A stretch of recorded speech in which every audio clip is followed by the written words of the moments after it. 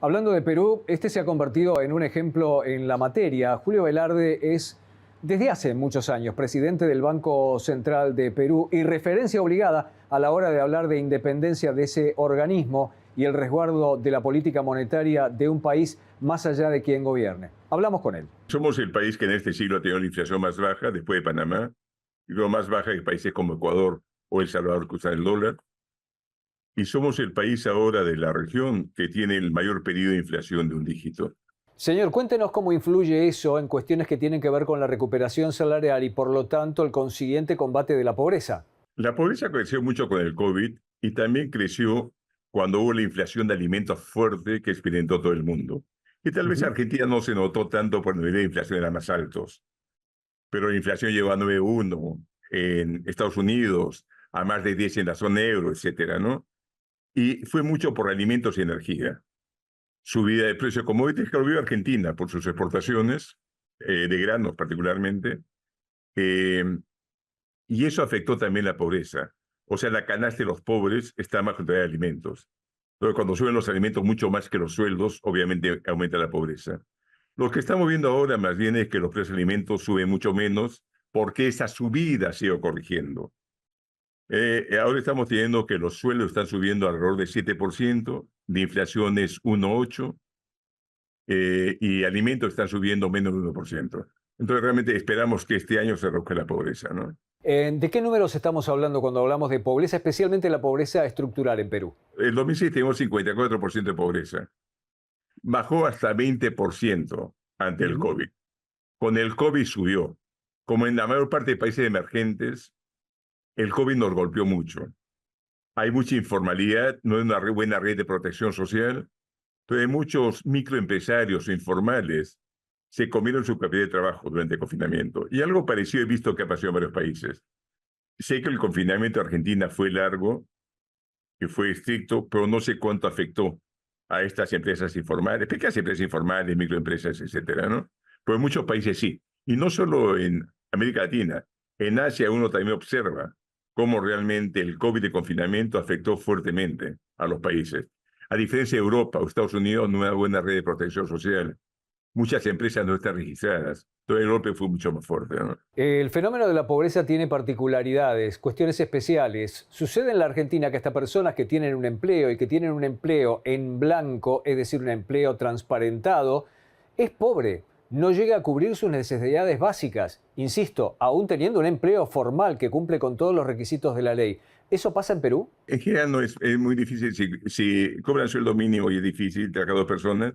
No, lo que pasa, no sé, no quiero meter en la parte de Argentina, pues no conozco Mm. suficiente, pero lo que pasa muchas veces cuando hay un ajuste, acá tenía que corregir precios, de extorsiones que había en tarifas, parte del tipo de cambio, eh, los precios suben más rápido. Y segundo, cuando hay una corrección, los precios relativos se alteran y realmente hay un periodo de ajuste que desgraciadamente recesa la economía. Y también cuando pasamos realmente de un financiamiento que no podía mantenerse, cree el Banco Central, a cortar ese financiamiento había un ajuste. Entonces, por un tiempo no es de sorprender que aumente la pobreza. Esperamos que después los sueldos, la inflación baje, los sueldos recuperen y este ajuste tan fuerte ya no sea tan dramático, ¿no? Es lo que he visto en otros países y esperemos que eso pase también en Argentina, ¿no? Eventualmente ese proceso podría haberse tímidamente comenzado a producirse en la República Argentina. En el mes de enero superaba largamente la inflación mensual el 20%, hoy está un poquitito arriba del 4,2%. Eso podría perforarse. A ver, eventualmente la macro estaría más ordenada y eso podría traer inversiones, eso generar negocios, eso generar a la vez empleo y mejorar la situación social. Pero eso también va a demorar, señor. Y en el mientras tanto, ¿qué es lo que pasa? ¿Cómo actuó Perú cuando tuvo que normalizar ese periodo? Y en todo caso, ¿podría llegar un periodo de derrame? ¿Cómo se producen esos fenómenos? Nuestro ajuste fue bastante más dramático.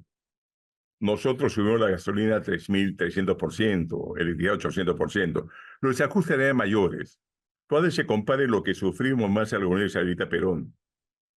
Políticas parecidas, aumento de demanda con control de precios, llevó a desequilibrios muy grandes.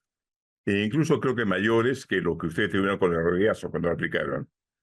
Entonces, el ajuste se ha sido dramático, pues la recuperación fue rápida. digamos, en 7, 8 meses ya se tenía casi el nivel preajuste. Lo que nos haya perjudicado a ustedes también, pero no tan dramáticamente, fue todo el proceso de hiperinflación.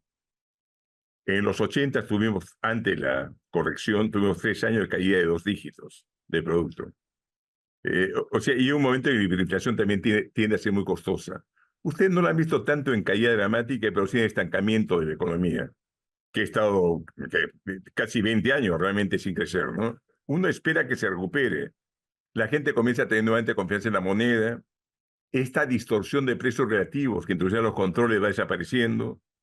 Esta corrección de precios relativos hace que algunas actividades aumenten los costos antes que puedan aumentar sus ingresos. Eso comienza a disiparse con el tiempo, ¿no? Julio, usted obviamente es uno de ejemplo en la Argentina cuando se habla de independencia del Banco Central, que para muchos sería lo deseable. De todas maneras, también lo sé un observador de la política económica internacional y se observa los pasos de Argentina. ¿Usted los pasos de Argentina los ve más contestes hacia un peso más fuerte y autonomía del Banco Central o hacia un proceso de dolarización, como decía en un principio el presidente Javier Milei? Creo que sí, Argentina es un país demasiado grande como para depender completamente del ciclo norteamericano. Es decir, tendría que tener las tasas de Estados Unidos, aunque esté en recesión y Estados Unidos ha subido sus tasas, o al revés. Entonces, realmente creo que sí es un problema. Y creo que, como ha tenido la mayor parte de los países de sus vecinos, todos realmente han conseguido dominar la inflación sin dolarizar, ¿no? Incluso, no voy a criticar a Ecuador, pero cuando Ecuador lo hizo, creo que había cierta ilusión de que dolarizando casi desaparecía el déficit. El déficit sigue, sea en pesos o sigue en dólares. Uno tiene que después corregir las tarifas. Y cuando corrige puede realizar más las tarifas. Hubo protestas en las calles enormes porque tenía que subir la gasolina, subsidios, etcétera, ¿no? Y terminó cayendo Maguata al final, ¿no? Ujú. O sea, no es tan fácil, pero mira, es una ciudad argentina, no quiero meterme, pero sí tiene que pensarse mucho, ¿no?